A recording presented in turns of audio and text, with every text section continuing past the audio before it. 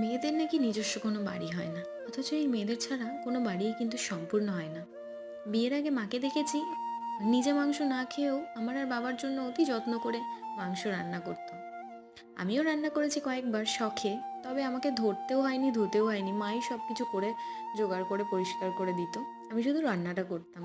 তবে বিয়ের পর একার সংসারে কে করে দেবে বলো, নিজেকেই কিন্তু সব শিখতে হয়েছে। আজ 8 বছর হয়ে গেল নিজের একা হাতে কিন্তু সংসার সামলাচ্ছি, ছেলেকে সামলাচ্ছি, সব কিছুই করছি।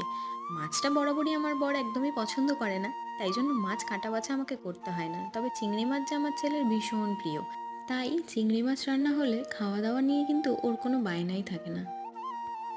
তবে যারা মনে করে এই সংসারে মেয়েদের কোনো অস্তিত্বই নেই, তারা টাকা রোজগার করছে বলে এই সংসার চলছে, তোমরাই বলো দিন শেষে তোমাদের কি মনে হয় তারা কি আদৌ সুখে আছে?